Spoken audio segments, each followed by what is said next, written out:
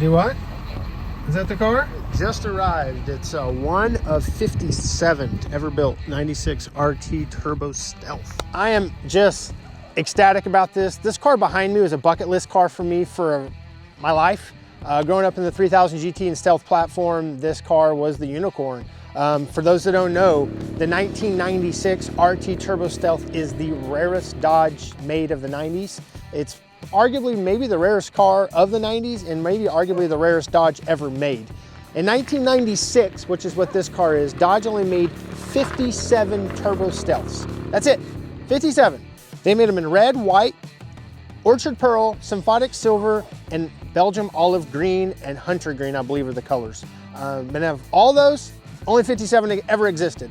And today, you know, something 25 years later, how many are still left? We don't know. But this is one of them. I just got this car, bought it out of Ohio. Growing up as a kid, being into these cars, this car always kind of seemed unobtainable for me. You know, I have a red 94 RT Turbo, which is still a pretty rare car, but it's not a 96. But I made it look like a 96. I put the 96 OEM wheels on it, and I put the 96 OEM spoiler. This is one of the big things Dodge changed. You know, it's why would you only make 57 units in an entire production year and then cease production of a car and give it a facelift? But this was one of them. So on the 91 to 95 Stealths, the spoiler is much flatter. The 96, they call it the Super Banana. It's much more aggressive. And the way kind of to tell if it's an OE is the OEs have a factory third brake light here. So it's just little goofy stuff. And not only the 96 RT Stealth just insanely rare, but the second gen Stealth in general, the 94, 95, 96. They made 57 and 96. I want to say they made around 295 and maybe 500 or 694. So there's less than 1,000 second gen turbo Stealths in existence. And the second gen, they got a different rear bumper. They got twin exit exhaust. They got these little speed bumps back here. Much like the 3000 GT had the twin exit exhaust. This is another unique thing that I think is really cool about the Stealth that differs it from the 3000 GT is this. In the 3000 GT, it's a piece of plastic with a little window, but this is functional. The air runs through this and out the back over the spoiler, creating a lot more downforce because the wind actually comes out of here. It's, aero tested, they did it. It was a really neat deal. And a lot of people don't realize these have a glass targa top. This comes off the car. I haven't had this one off because I don't think it's ever been off. This car is a really, really clean stock example, but as you can see, it doesn't ever look like it's been off. This cover, I don't even want to do it because I don't want to break it, but these, they twist off, this comes down, you crank this up and it cranks open like a sunroof and you can remove it. It's super duper cool, super cool. Another little goofy thing about the 96 Turbo Stealth, the Dodge Ram on the front of it is white or silver inside. They only did that on the 96. I don't know why. It's just a little bitty goofy thing. And then in the 96, they had Lexan headlights as well as in 95. 94, they had glass for whatever reason, but in 95, 96, they did Lexan. There's what's another oddity that I just learned myself is the 96 for sure has manual climate control. My 94 has the digital climate control, much like the VR4 has. So I'm not really sure why they changed that. I'll show you how stock this car is. Now keep in mind, I haven't really got a chance to clean this car, literally nothing. It came off transport 2 days ago. We washed it and that was about it. But it's stock. It's even still got the battery tie down. It looks like it is missing the little nut that goes on there. But factory air box, and this is another little goofy thing. On the Mitsubishi version of this car, it says Mitsubishi V6 dual overhead cam 24 valve. In the Stealth, obviously it's not quote unquote a Mitsubishi, even though it is. They never put that on there. But this car is as stock as it would have came from the factory in 1996. And another really cool thing about this car, and I'll show you guys in this video, I have all the original documentation. Window sticker, invoice, original owner's manual, original dealer brochures, all the really cool little stuff that time's probably forgot. A lot of it's got thrown away because I can't imagine too many of these cars having those things left on it. And if you guys want, we're gonna go take it for a drive. Like I was saying, for whatever reason, I don't know why that Dodge did this in these cars, but it has the manual climate control, where the VR4 and my other Turbo Stealth has the LCD screen digital climate control, but not sure why they did that. You know, this car, it's a time capsule. It's I'm excited. Like, I'm not a real big fan of tan, but it works well on white. But as you notice, this is all black with tan door panels, tan carpet, and tan seats. But other than that, it's got 85,000 miles. It's 100% unmolested stock car. It's still got the factory floor mats in the back. And like I said, we just got this thing off of transport. But what's neat is it's so quiet. I haven't been in a stock one of these in quite some time. So to hear how quiet they are, I mean, this thing is pretty cool for me. You know, I'm a nerd on these cars. I've owned over 100 of the 3000 GT Stealths in my life. It was the platform that kind of started it all for me. And so now to have the 99 VR4, which is arguably one of the most iconic JDM sports cars of the 90s, and then to have the 96 RT Turbo Stealth, which 57 made. Last year they produced the Stealth, a unicorn in its own right. I just, you know, it's a bucket list thing for me. I'm very fortunate to be able to collect them both, and I'm going to love them both equally the same. And this car is going to get the OEM wheels put back on them, which I do have with the car. I bought it with them, but they're not in the greatest shape. Those wheels over time, the chrome starts to flake, and so that happened to these. So we're going to have them re-chromed, and I'm not really going to touch this car much. I think I'm going to do suspension because the suspension's original, and these cars have a ton of wheel gap from the factory. So I'll probably put a really nice set of coilovers on it, give it a little bit more aggressive stance. I may put a downpipe on it and turn the factory turbos up to 14, 15 pounds and call it a day. Like, I'm not looking to go race this car. I just want to give it a little more volume out of the exhaust and give it a little more spunk. But Trevor, you've probably never ridden in a stock one of these. No. Yeah. No. So if you got to think, you're in 1995, 1996. You just bought one of these cars, IROC Zs, Mustang GTs, you know, Fox bodies. They were kind of the cat's meow. But for this car, it runs pretty good.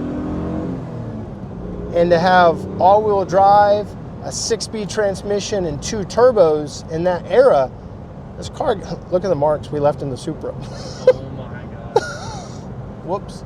Yeah, to have the technology these cars have and all-wheel steering. A lot of people don't realize that. These cars, their rear wheels turn over, I think it's 3 or 4 degrees, over 45 miles an hour. So these cars were loaded with all kinds of little goofy, quirky stuff. The earlier first-gen cars had, where this car has a blank right here, I don't know if you can see it, this button does nothing. This was an active exhaust button. So these cars had a cable-driven, a motor that was hooked to a cable. You could hit it, and had a butterfly valve in the muffler that would quiet the car down or make it a little more throaty. Probably didn't really do a lot for performance. It was just one of those added little things that Mitsubishi did to the 3000 GT and Stealth to just set it apart, you know. And the VR4 had the active aero with the active spoiler that came up, the front spoiler that came down. They were just loaded with stuff that no one was doing for that time. And the Stealth hasn't been as popular in today's world or in pulp culture like the 3000 GT was. Because let's be real, it was kind of the bastard child that Dodge had that Mitsubishi made for them. A lot of people don't realize this, that Dodge was in pretty big financial trouble in the late 80s. They partnered with Mitsubishi starting in the late 80s, and Mitsubishi basically made a lot of Dodge cars, transmissions and motors, electronics, computers. Like, Mitsubishi partnered with Dodge and really got them out of the gutter. You know, really the only car that they really didn't help with, to my knowledge, was the Viper and any of their, you know, full-size Ram trucks or the diesel stuff. But you've got cars like the Sebring and the LeBaron and the Dodge Avenger. The Dodge Avenger has the exact same tail panel as the Dodge Stealth. You pop the hood, it's got a V6 Mitsubishi motor in it. The Plymouth Laser was a DSM. That was an Eclipse. Also the Eagle Talon, same kind of deal. Like, the 90s were pretty wild as far as how many manufacturers were sharing parts. You know, that happens in today's world. You've got like the new Mark V Supra is a B58. It shares the same platform as the BMW, as does the BRZ in the 86 that Toyota makes. It's a Subaru motor labeled as a Toyota. But in the 90s, Mitsubishi was king, man. They were really a really popular car manufacturer. And they really helped Dodge pull their butt out of a bind by giving them these motors and being a reliable motor. When you think of reliability, a lot of people don't think Dodge. They think Honda, Toyota. Well, Mitsubishi in the 90s was a very reliable car manufacturer. They made cars, you know, a lot of people don't remember, like the Montero Sport, the Diamante, the Galant. Those cars were really solid cars, and there's a lot of them still on the road today. And so the Dodge version of those cars had the same motors, the 6G72, the 4G63, and different variances and different mounting configurations, but they were still the same motor. So I could talk about that all day. I won't bore you anymore about that. We'll get back to the Stealth, but this car, it's special. I mean, think about this. It has a built-in equalizer with an aux port in 1996 on a car. You can literally take your cable today, plug this in. Of course, the newer iPhones don't have it, but you put the little dongle in it and boom, you plug this aux cord in your brand new 2023 or 4 iPhone, and you can stream your music through the Infinity radio of the 90s. I really don't know why they put an aux port on the radios back then.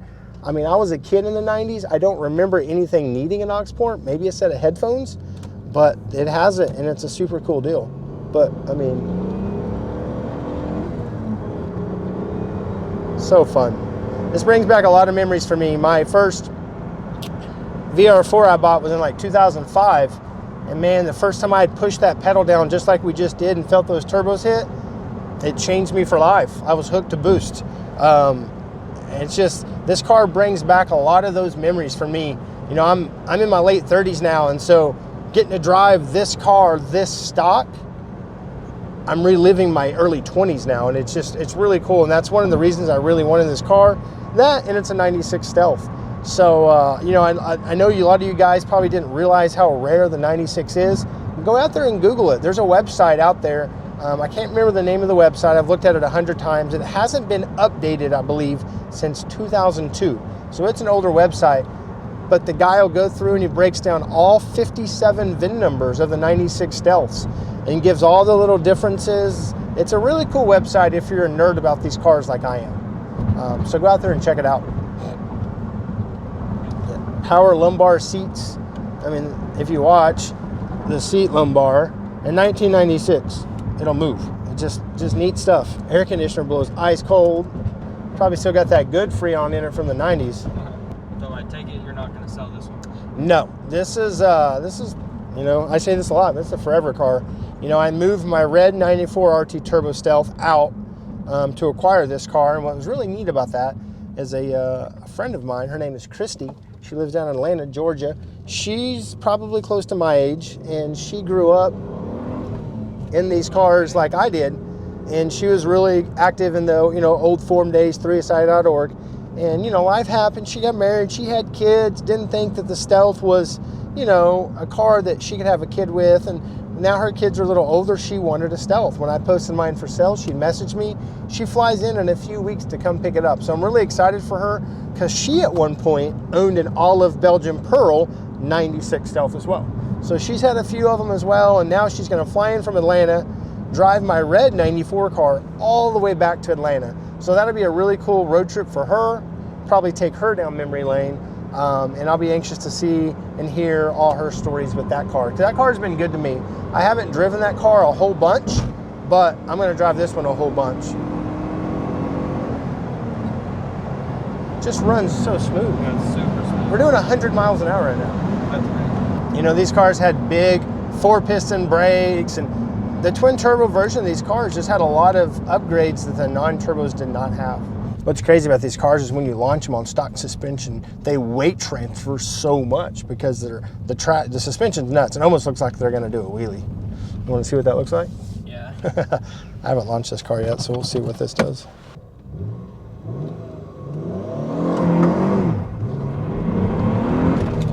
Needs a clutch. Yeah, I thought so.